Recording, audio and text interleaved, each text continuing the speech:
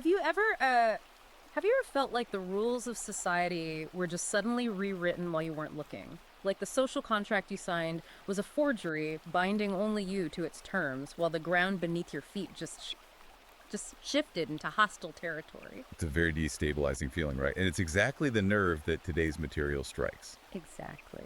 Welcome to today's deep dive. If you're joining us right now, it means you are ready to unpack some seriously heavy, unfiltered, and highly controversial material. Before we jump in, please take a second right now to like and subscribe to the show so you never miss one of these deep dives.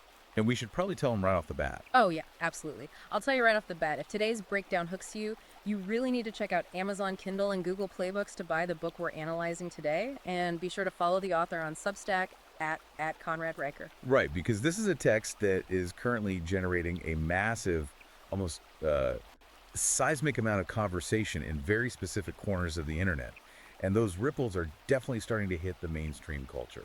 That's putting it mildly. Today's source material is an incredibly provocative new ebook. It's titled Gender Utopia, Turbo Tyranny of Equality of Unequal Sexes by Conrad Riker. I like the title. Yeah, it doesn't pull any punches. This book is essentially a raw, unapologetic manifesto. It's written directly for a men's rights activist audience and what is, widely known as the red-pilled manosphere. It operates as this survival manual for what the author characterizes as an ongoing invisible gender war.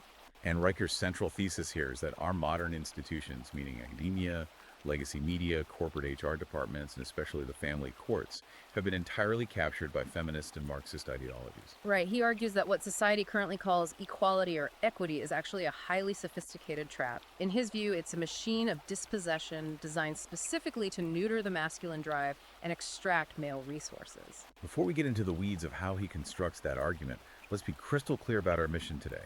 This text is politically charged. It is polarizing by design. Highly polarizing. Yeah.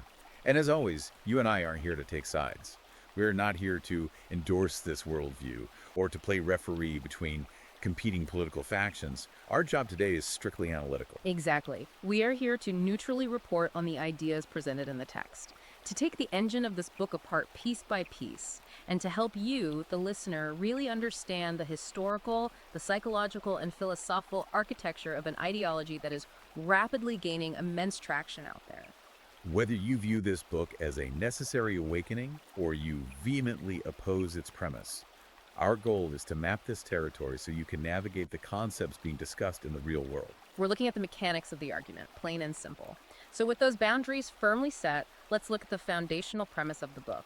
Riker argues that Western civilization is currently witnessing the solidification of what he calls a gynocracy. A gynocracy. He defines this as a female-centric social and legal order. But the key to his argument is that this gynocracy doesn't announce itself as a matriarchy. Right, it doesn't put up a sign. Instead, it masquerades as fairness, diversity, and inclusion, while, according to Riker, actually operating to systematically strip men of their authority, their dignity, and their fundamental utility. And to explain how this system allegedly took power, the text traces the history of our institutions back to a very specific philosophical turning point. And that is the widespread adoption of the blank slate fallacy. The blank slate. So, for those who might need a quick refresher, the blank slate theory is essentially the sociological idea that human beings are born as empty vessels, right? Yeah, it posits that all the behavioral and psychological differences between men and women are merely social constructs. Yeah. They're just scribbles on a chalkboard that can be erased and rewritten by progressive education, gender studies seminars, cultural conditioning. And Riker completely rejects this. He asserts that the blank slate is not a scientific error, but a deliberate, weaponized lie designed to dismantle male competence. He relies heavily on evolutionary biology throughout this first section to argue that men and women have profoundly different biologically hardwired roles, drives, and psychological architectures. In his framework, men are evolutionarily optimized to be hunters, builders, risk-takers, while women are optimized as selectors and nurturers. But what's really fascinating about his approach is how he traces the ideological origin of this blank slate concept.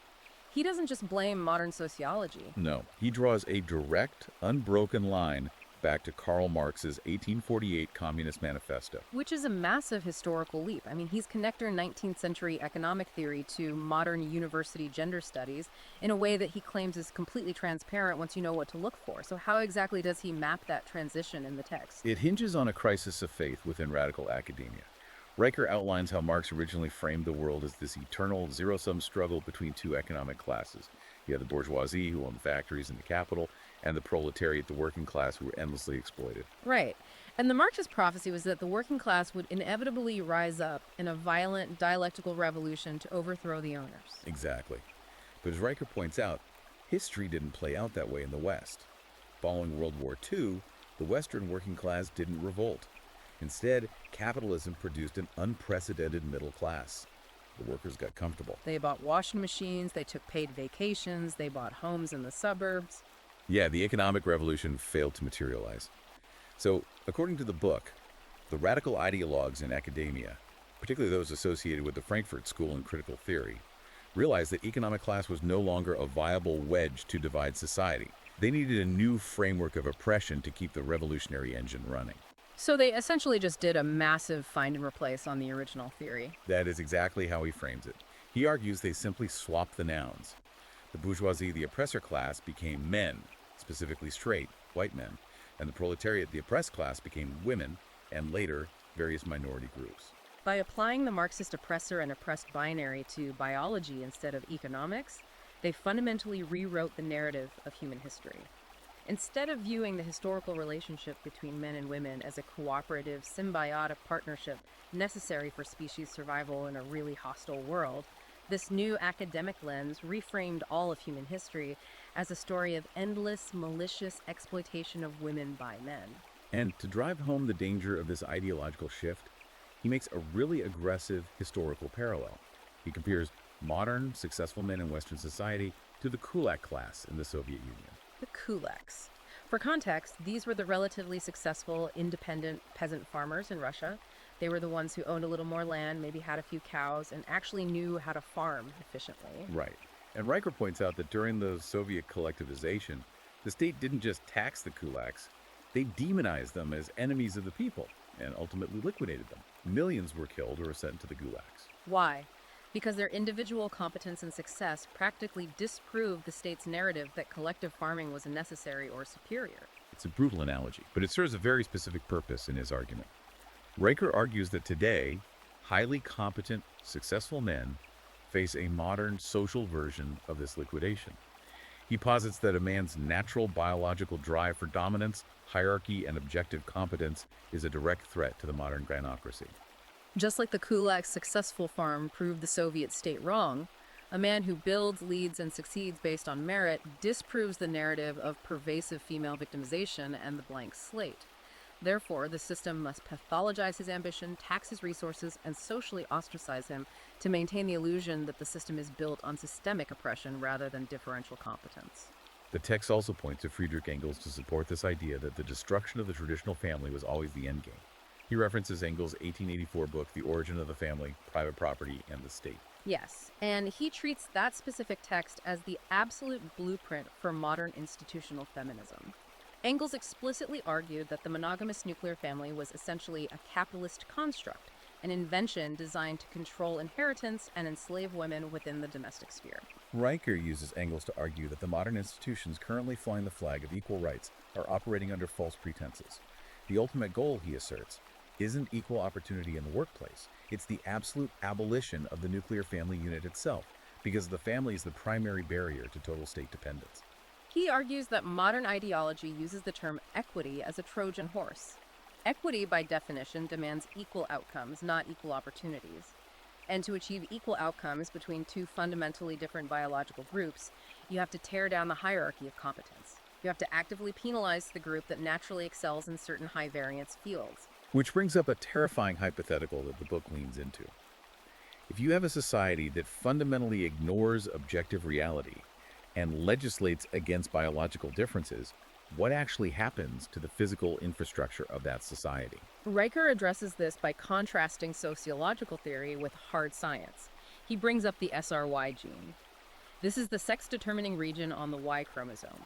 It is the genetic trigger that initiates male sex determination, flooding the fetus with testosterone and fundamentally altering brain development, muscle density, bone structure. Right, and Riker uses the SRY gene metaphorically to represent the fact that biology is a dictatorship of physics and genetics.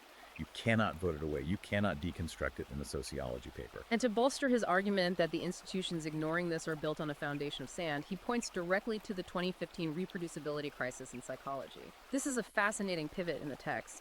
He's taking the ultimate hard science genetics and using it as a battering ram against the social sciences. The 2015 reproducibility crisis was a massive shockwave.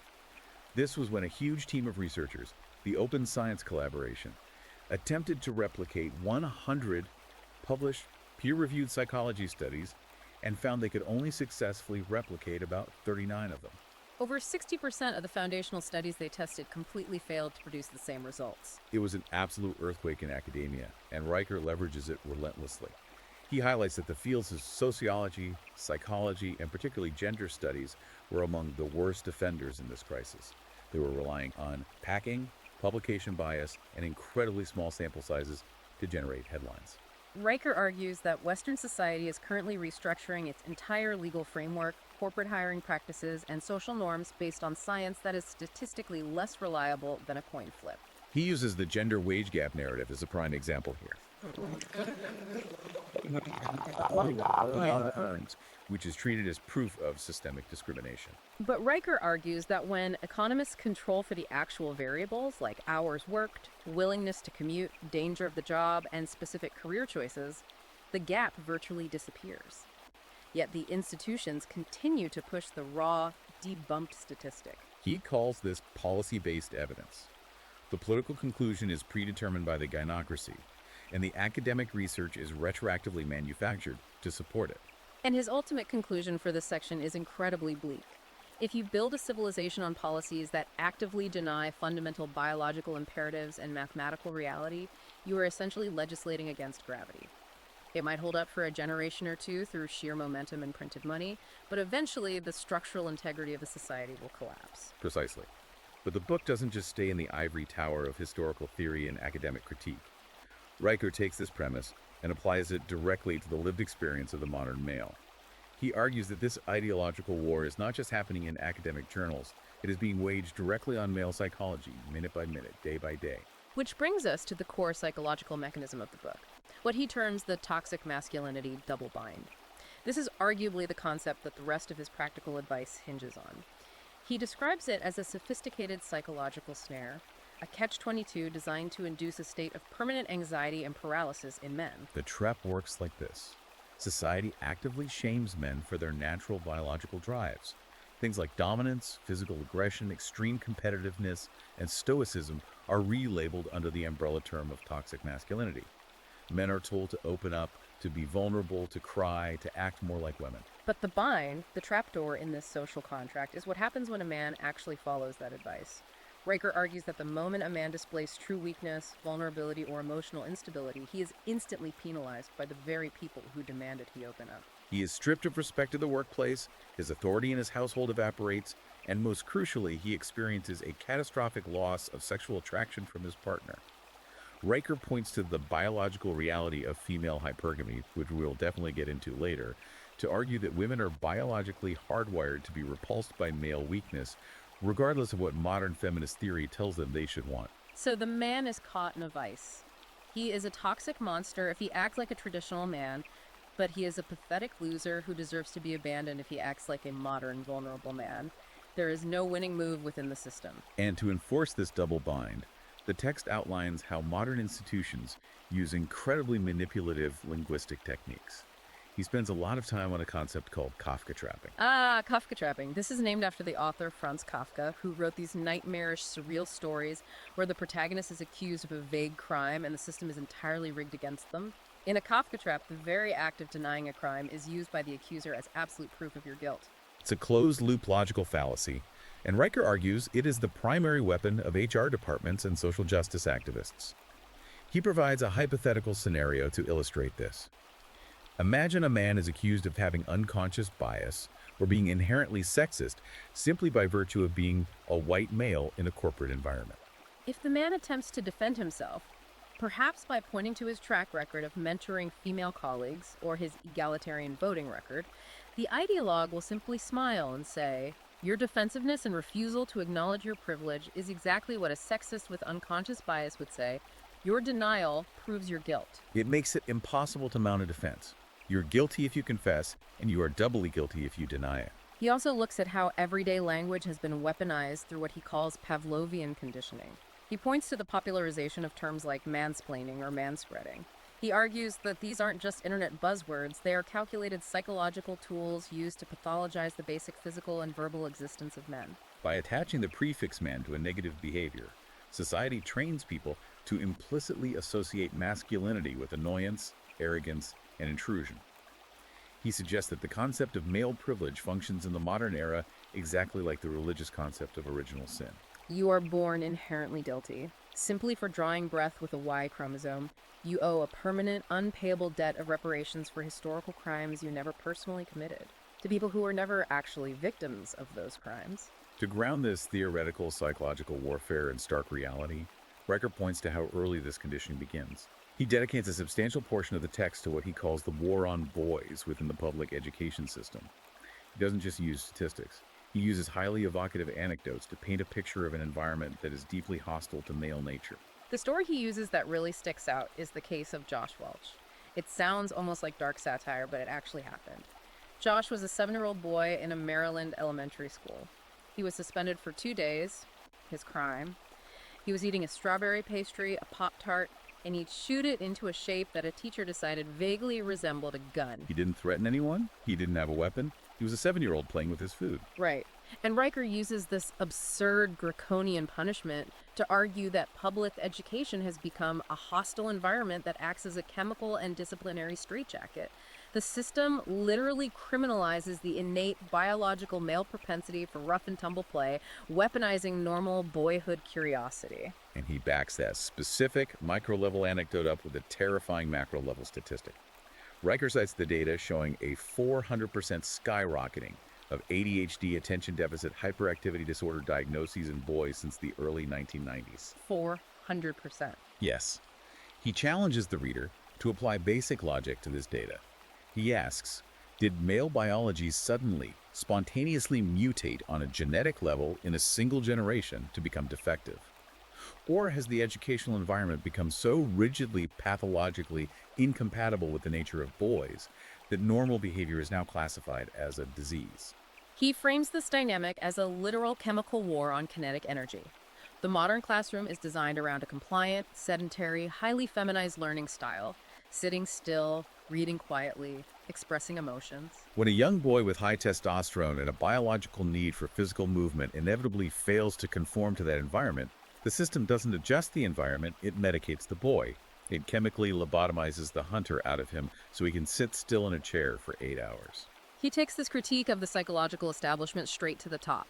The text references the American Psychological Association's 2018 publication, which were the guidelines for psychological practice with boys and men. This was a highly controversial document, and Riker treats it as the ultimate smoking gun. He claims this official guideline from the premier psychological institution in the world effectively labels traditional masculinity ideology, things like stoicism, competitiveness, and the desire to provide and protect, as psychologically harmful. He argues the APA has essentially pathologized the male psyche as a disorder awaiting to happen. This is where Riker connects the psychological conditioning back to human biology, and it's perhaps one of the most compelling biological arguments in the book.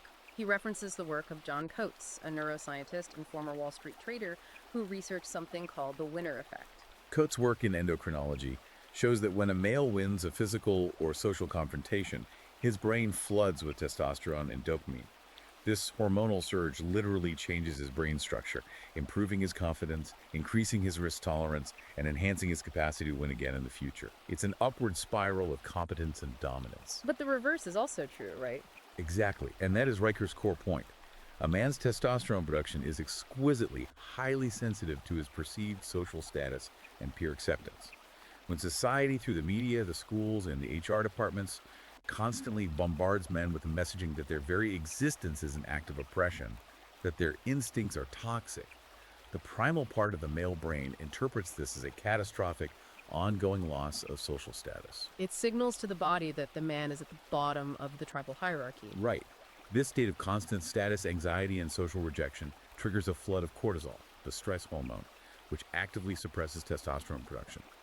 Riker argues this isn't just hurting men's feelings, it is the systemic induction of guilt acting as a biological weapon. He calls it the chemical castration of the male population through psychological warfare. That is an incredibly heavy assertion. The idea that cultural messaging is physically altering the hormonal makeup of a generation of men. So if the mind and the biology are under constant systemic attack, the book naturally pivots to the physical and financial reality. If you are chemically suppressed and psychologically trapped, what is happening to your wallet, your labor, and your physical safety? Which brings us to section 3 of Riker's analysis, where he critiques the modern workplace, which he calls corporate castration, and the family court system, which he brutally terms the marriage plantation. Riker's economic and legal analysis in this section is built entirely on the premise that the state has effectively nationalized the traditional male role. Historically, in the context of the nuclear family, the husband was the sole provider and the physical protector. In exchange for that immense burden, he was granted authority, respect, and a guaranteed lineage.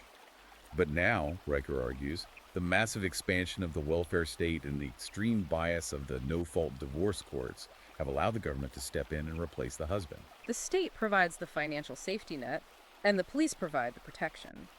But the state has the added tyrannical advantage of using the legal system to confiscate the man's wealth through disproportionate taxation, alimony, and child support to fund its own programs and subsidize the woman who initiated the divorce. He calls this dynamic the utility paradox. I really want to dig into the mechanics of this utility paradox. It feels like he's describing a trap where men are treated as completely essential to the functioning of society, yet simultaneously despised by it. How does he map out the specifics of that paradox? The utility paradox is the grim reality that men are expected to be the structural cinder blocks holding up the entire sprawling house of civilization. They provide the vast majority of the hard labor, they pay the lion's share of net taxes, they build the infrastructure, and they staff the military and emergency services to provide physical protection. Society demands this utility, but in return, under the rules of the gynocracy, they receive absolutely no authority, no respect, and no gratitude. They are placed on what he calls the hamster wheel. And the wheel only spins in one direction. Correct. If a man realizes the deal is bad and decides to stop running, if he drops out of the corporate grind, minimizes his income, and refuses to marry, he is instantly labeled by the culture as a deadbeat, a loser, or a Peter Pan who refuses to grow up. Society attempts to shame him back into utility. But if he keeps running on the wheel, working 60 hours a week to generate resources that are immediately confiscated by family courts or redistributed by a gynocentric state apparatus, he is merely functioning as a disposable tool for a matriarchy that hates him. He is caught in a vice between total servitude and total ostracization. To illustrate the profound hypocrisy of how society views male utility, he points out a massive, glaring blind spot in the mainstream cultural conversation regarding workplace equality. We are constantly inundated with articles and initiatives about the glass ceiling, the idea that there is an invisible barrier preventing women from reaching the absolute highest echelons of corporate power, the CEO roles, and the corner offices. But Riker introduces a concept originally coined by the author Warren Farrell, the glass cellar. The glass cellar is where the true burden of civilization is carried.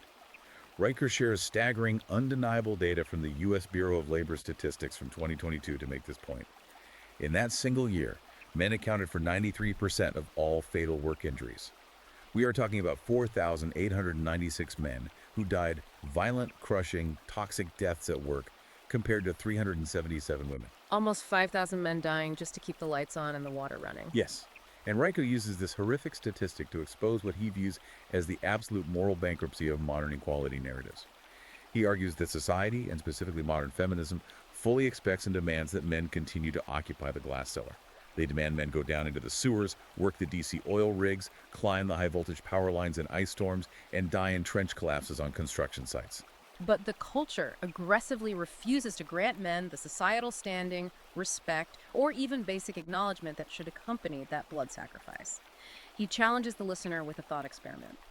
If feminist institutions truly wanted absolute equality, they wouldn't just be demanding 50-50 representation in the climate-controlled boardrooms of Fortune 500 companies. They would be marching in the streets, demanding 50-50 representation in commercial logging fatalities, sewage maintenance, and deep coal mining. The silence on the glass cellar, he argues, proves that the movement is about power and resource extraction, not equality. The book also takes this concept of male disposability and applies it to the legal system, specifically examining domestic violence laws to show how male biology itself is essentially criminalized by the state. He tells a very detailed hypothetical story based on thousands of real-world cases. He introduces us to Tom. Tom, the construction worker. Right. Tom is a large, capable, physically strong guy. One night, he comes home, and his wife, who is heavily intoxicated and in a rage, attacks him with a kitchen knife. Tom, because he is strong and capable, easily disarms her. He doesn't strike her, he doesn't hurt her, he simply restrains her wrist to protect himself and waits for the police to arrive. But when the cops finally show up and walk through the door, they immediately put Tom in handcuffs and take him to jail. Why? Riker explains that it's because of something called the Duluth model. The Duluth model is absolutely central to Riker's scathing critique of the legal system. For context, the Duluth model is a domestic violence intervention framework that was heavily institutionalized across the United States by the 1994 Violence Against Women Act, or VLOA. The underlying sociological philosophy of the Duluth model is that domestic violence is not caused by individual psychological issues, substance abuse, or relationship dynamics. Instead, it posits that domestic violence is exclusively a tool of patriarchal control used by men to oppress women. Therefore, the framework dictates that police must essentially treat the man as the primary aggressor in almost every domestic dispute, regardless of the immediate forensic context or who called 911. It operates on a sociological assumption rather than evidence. Precisely. Riker points out that under the policies influenced by this model, police officers are routinely trained to arrest the larger, stronger party, or the party that poses the most threat, which, due to basic sexual dimorphism, is almost always the man. So, in our story, Tom goes to jail, loses his job, and gets a restraining order slapped on him simply because he is bigger and stronger, even though he was the victim of an armed assault. Riker uses this to argue that in the eyes of the modern gynocracy, male physical strength and the instinct for self-preservation are legally treated as crimes. The system actively erases male victims from the legal record, denies them basic due process, and uses the power of the state to enforce female domestic dominance. It paints a terrifying picture of the male citizen as entirely disposable, a beast of burden with no inherent human rights. And to hammer home just how vital this disposable class actually is, Riker proposes a massive, hypothetical thought experiment for the reader to consider. A total global day without men strike. If we extrapolate his argument to its logical apocalyptic conclusion, he points out the hypocrisy of modern protests. We've seen highly publicized Day Without Women protests over the last decade, which Riker somewhat dismissively characterizes as mostly performative disruptions in media, HR, and middle management. Inconvenient, but not existential. But he asks the reader to seriously visualize what would actually happen if the disposable males, the men in the glass cellar, simply stopped working everywhere, all at once, for just 24 hours. The timeline he lays out is chilling. Within the first few hours, the global power grid would begin to fail as maintenance crews stayed home. Water treatment plants would shut down, leading to immediate sanitation crises in major cities. Police, fire, and emergency medical services would essentially vanish. By the end of the day, grocery store shelves would be empty because the long-haul trucking network and the dock workers wouldn't roll. Society would descend into absolute primal chaos before the sun came up the next day. He uses this apocalyptic vision to hammer home what he calls the sinner argument. The premise is that the very traits society screams about and labels as toxic masculinity, the aggression, the stoicism, the physical density, the capacity for violence, are actually the load-bearing pillars of civilization. They are the crushing weight holding the sky up. And that leads to a profound sense of alienation. So this systemic devaluation is happening in the educational system, it's codified in the family courts, and it's lethal in the workplace. But Riker argues that dispossession permeates even deeper than the law or the economy. It infects the most intimate, fundamental aspects of human life, modern dating and pair bonding. This is where the book shifts into some of its most controversial territory. This leads us to Section 4, his incredibly cold, almost mathematically detached view of what he calls the sexual marketplace meritocracy. He outright rejects the feminist claim that we live in a patriarchy. He says if you look at the reality of the dating world, we actually live in a feudal dictatorship defined entirely by what he terms gynocentric gravity. It's a brutal, highly transactional economic analogy. Riker builds this section around the biological concept of female hypergamy. Hypergamy is the evolutionary drive for females to mate upward or across in hierarchies of status, competence, wealth, and physical protection. He argues this is a natural instinct, evolved to ensure the survival of offspring in a dangerous world.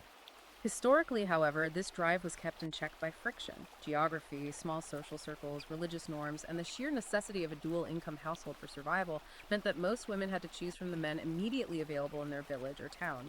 This allowed the vast majority of average men to find a partner, marry, and invest in the social order. But Riker argues that modern technology, specifically the advent of dating apps and social media, has completely obliterated that friction and weaponized the hypergamous drive. Exactly. Dating apps create an illusion of infinite global choice. A woman is no longer comparing the men in her local town. She is comparing them against the top 1% of men globally who are heavily curated on Instagram and Tinder. And the data he pulls into the text to support this shift is pretty mind-bending. He isn't just theorizing, he's citing internal metrics from the tech companies themselves. He cites a famous 2014 Quartz analysis of Tinder's internal algorithms and user behavior, which showed that the bottom 80% of men on the app are effectively invisible to the opposite sex. They receive virtually zero engagement. The data showed that women on the app compete fiercely and exclusively for the top tier of males, the wealthiest, tallest, most attractive 20%, leaving the vast majority of average men swiping into an absolute void, experiencing constant algorithmic rejection. He pairs that with an even more revealing piece of data from a 2010 OkCupid internal blog post. The data scientists at OkCupid looked at how men and women rated each other's attractiveness. Men, generally following a normal distribution curve, rated women relatively evenly. Some were very attractive, some were not, most were average. But the data found something mathematically impossible on the female side. Women rated a staggering 80% of all men as below average in attractiveness. Which, as he points out, is a statistical impossibility. Right. In any normal distribution curve of a population, only 50% can mathematically be below the median average. Riker argues that when a collective group of women looks at a massive sample size of men and claims that 4 out of 5 of them are subpar or ugly, they are revealing a profoundly warped psychological perception. The baseline expectation has shifted so radically that the top 20% of men are now considered the average, and everyone else is subhuman.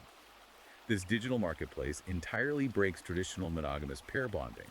It creates a harem economy where the top men have infinite access to casual sex. The majority of women share those top men without securing commitment, and the bottom 80% of men are entirely locked out of the reproductive cycle.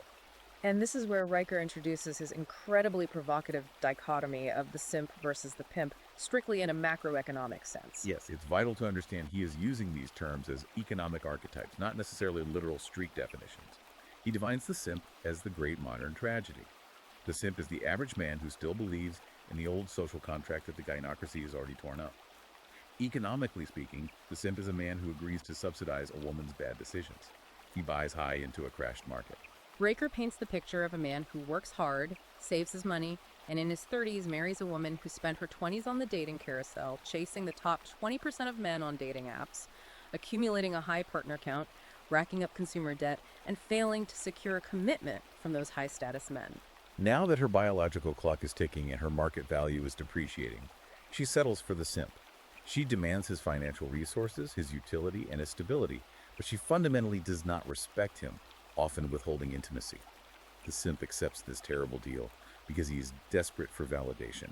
Conversely, Riker uses the term pimp metaphorically to describe a man who has unplugged from the matrix and enforces what he calls market discipline. The pimp, in Riker's framework, is simply a man who understands objective market value and evolutionary biology. He operates with cold rationality. He absolutely refuses to buy high.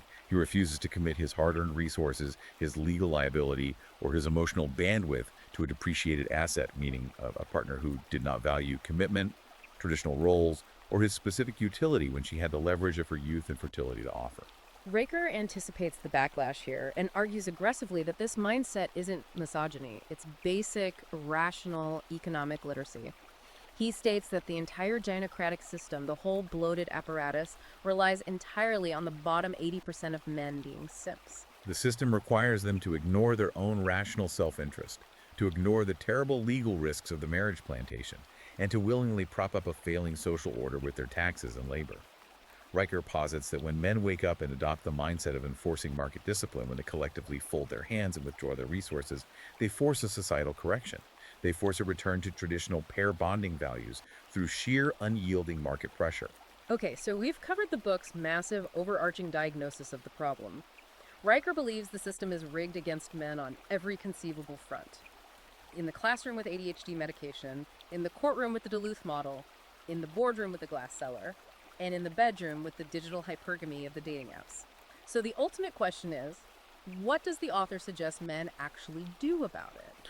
This brings us to Section 5, the final part of the book, which outlines his action plan. Reclaiming sovereignty and building what he calls the patriarchal renaissance. The ultimate goal here isn't to reform the system. He believes it's too far gone for that. The goal is to execute a strategic, permanent exit from the utility matrix. Stop being a hero for a society that actively despises you. This action plan is incredibly detailed, synthesizing both profound philosophical reprogramming and highly practical, borderline militant operational steps. Philosophically, Riker demands that men immediately adopt what he calls the Stoic fork. This is derived from ancient Stoic philosophy, specifically Epictetus.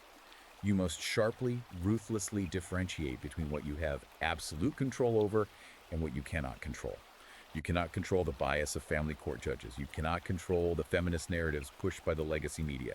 You cannot control the algorithms of Tinder. Wasting emotional energy on these things is a trap. You can only control your own skills, your financial assets, your physical conditioning, your emotional reactivity, and your alliances. He pairs this Stoic discipline with the concept of amor veritatis, the love of truth over the love of fate or comfort.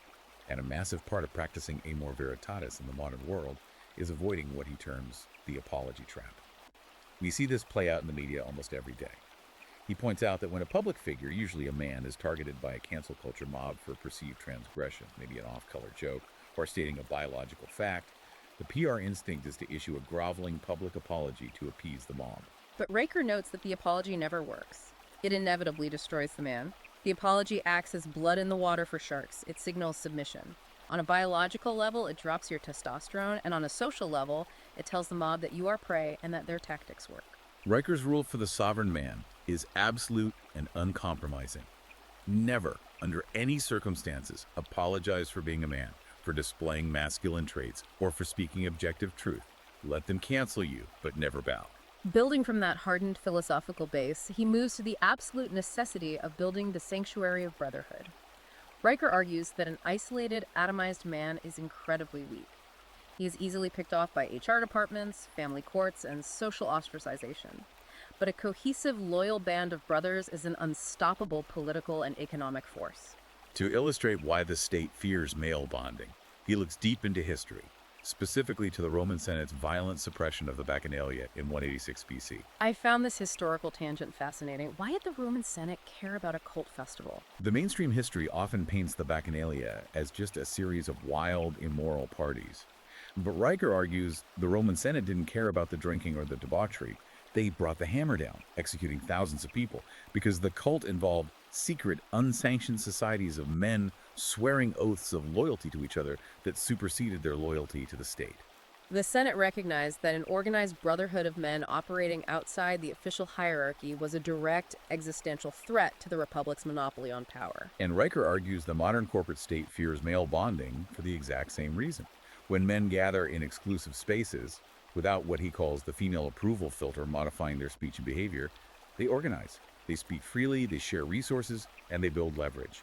That's why he claims there is a relentless, coordinated institutional push for entryism. Entryism is the tactic of forcing women into every historically male-only space under the unassailable guise of inclusivity and diversity. We've seen it with the Boy Scouts, the Freemasons, elite military units, and corporate boardrooms. Riker argues this has nothing to do with women wanting to tie knots in the woods.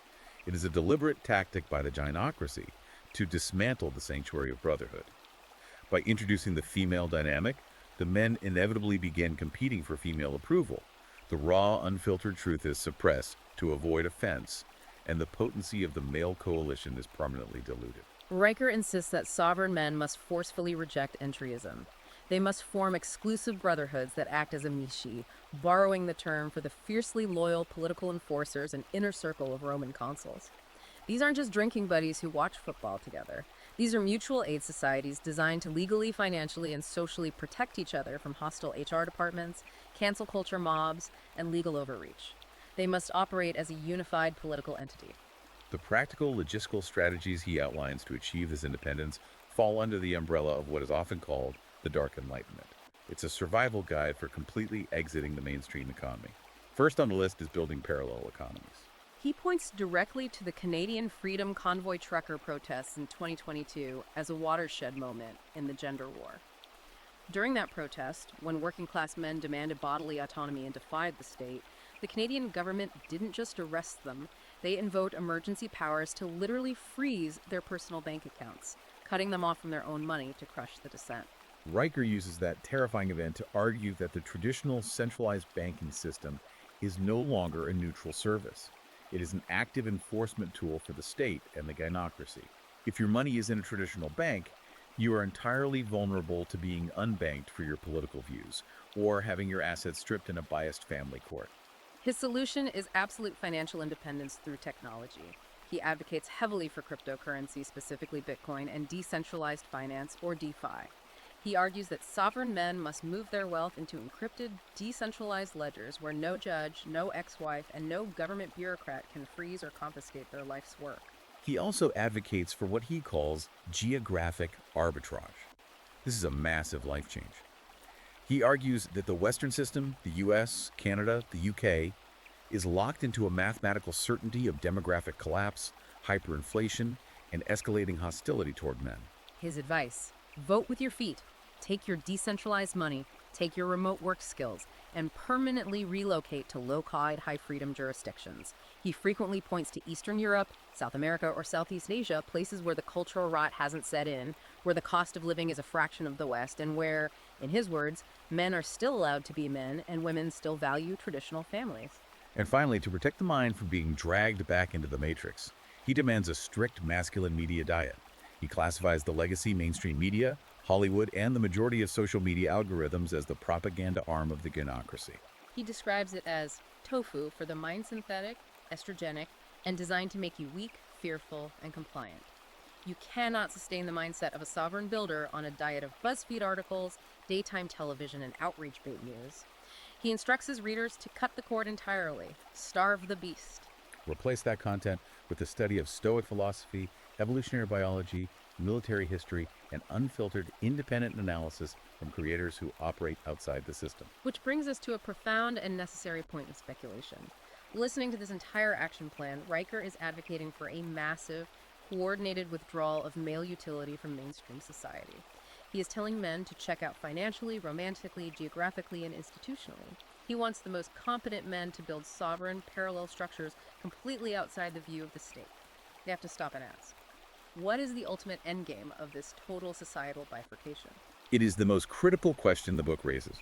If Riker's vision comes to pass, and the top tier of competent, driven, productive men systematically exit the traditional economy, refuse to marry, refuse to pay into the tax base, and take their capital offshore, how does the existing society function?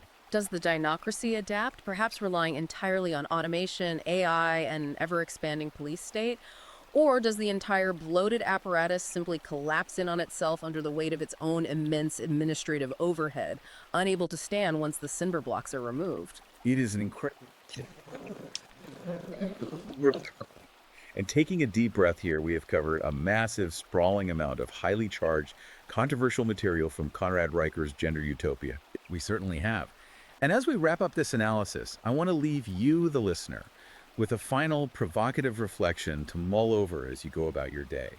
Whether you view Conrad Riker's book as a vital, necessary awakening and a survival guide for the modern man, or whether you view it as a paranoid, dangerous radicalization, the text points to an undeniable, gaping rupture in the social contract of Western civilization. I want you to think about this. What actually happens to a civilization when its builders, its innovators, the men who climb the poles in the ice storms, and its protectors decide that the cost of participation is simply too high, The disrespect is too profound, and they collectively, quietly decide to just let the roof cave in. It's a question that goes far, far beyond the daily trivial squabbles of internet gender politics. It strikes directly at the vulnerable heart of human survival and societal continuity. Once you see the infrastructure of the world through that lens, you can't unsee the fragile nature of everything around us. Thank you all for joining us on this incredibly intense deep dive. If this breakdown fascinated you, if you want to explore these arguments, check the data, and read the manifesto for yourself, head over to Amazon Kindle or Google Playbooks right now to buy Gender Utopia, Turbo Tyranny of Equality of Unequal Sexes. And be sure to follow the author on Substack at Conrad Riker for more of his unfiltered, raw analysis. Finally, please do not forget to like and subscribe to the show so we can keep bringing you these deep dives into the books shaping our culture. Until next time, stay curious and keep questioning the rules of the game.